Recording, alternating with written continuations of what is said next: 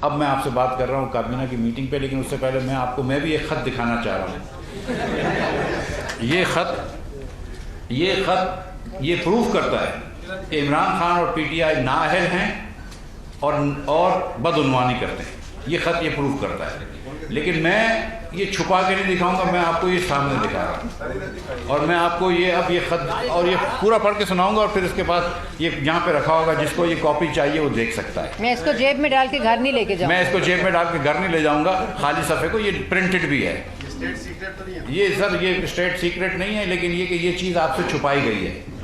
جو ایسے اب مجھے کہنا نہیں چاہیے، لیکن جو یہ کہہ رہے تھے کہ امریکہ ان کے خلاف سازش کر رہا ہے، پھر ان کو بلا کے بتا دیا کہ وہ کسی کو بتانا نہیں، ہم ان کو سازش کر رہے ہیں۔ اچھا، اور پڑھے لکھے لوگوں کے بارے میں ان کو اب یہ کہتے ہیں کہ نہیں دیکھو سازش کر رہے تھے، ہم کو بتایا ہے انہوں نے، 25 دن ہم بیٹھے رہے تھے، اب ہم کو خیال آیا جس دن ہماری حکومت جا رہی تھی کہ ہمارے خلاف سازش تھی، ہم آپ کو یہ بتا رہے ہیں کہ یہ عمران خان کی نااہلی کا ثبوت ہے، یہ ان کی بدعنوانی کا ثبوت ہے۔ بھائی جب 2017 کے اندر نواز شریف اور پاکستان مسلم لیگ نون کی حکومت ختم ہوئی تھی تو 6.1% شرح نمو تھی، ترقی کی رفتار 6.1% تھی۔ خان صاحب نے آتے ساتھ پہلے سال 1.9% کری، اس کا سہرا جناب اسد عمر صاحب کے اوپر جاتا ہے۔ جس سال انہوں نے پاکستان کی تاریخ رقم کری اور 9.1% بجٹ ڈیفیسٹ کیا، ایک مہینے پہلے انہوں نے کہا تھا کہ 7.1 ارب روپیہ ہوگا، اور پھر 9.1 ارب روپیہ ڈیفیسٹ ہوا، جو تاریخ کا سب سے زیادہ ڈیفیسٹ تھا۔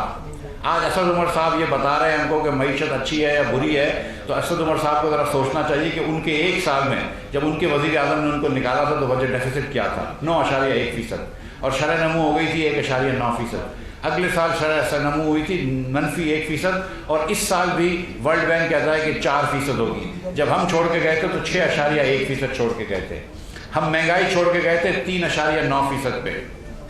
مارچ کے مہینے میں مہنگائی 12.7% ہے۔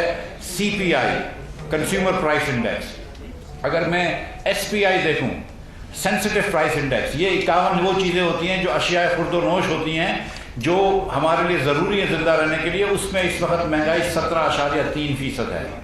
اور پاکستان کی تاریخ کو آپ جا کے دیکھ لیں کہ ہمیشہ اربن ایریاز میں، شہری علاقوں میں تھوڑی سی کھانے پینے کی چیزیں مہنگی زیادہ ہوتی تھی بنسبت دیہی علاقوں میں۔ خان صاحب نے اس کو بھی الٹ کر دیا، اور اب دیہی علاقوں کی مہنگائی زیادہ ہو گئی ہے، اور فوڈ انفلیشن 2.3% پہ ہم چھوڑ کے گئے تھے، 2.3% پہ وہ بھی اس سال میں 10.2% ہو گیا، اور اس مارچ کے مہینے میں 14% ہے۔ تو یہ خان صاحب کر کے گئے۔ فسکل ڈیفیسٹ کی بات کرتے ہیں، بجٹ ڈیفیسٹ کی بات کرتے ہیں۔ بجٹ ڈیفیسٹ ہمارا مسلم لیگ نون کے 5 سالوں میں 1600 ارب روپے تھا اوسط بجٹ ڈیفیسٹ۔ صرف اس سال یہ عمران خان کا بجٹ ڈیفیسٹ 5600 ارب روپیہ ہو رہا ہے۔ انہوں نے تخمینہ کیا تھا، آئی ایم ایف سے وہ وعدے وعید کیے تھے کہ 3990 ارب روپے ہوگا، لیکن اب ہو رہا ہے 5600 ارب روپے۔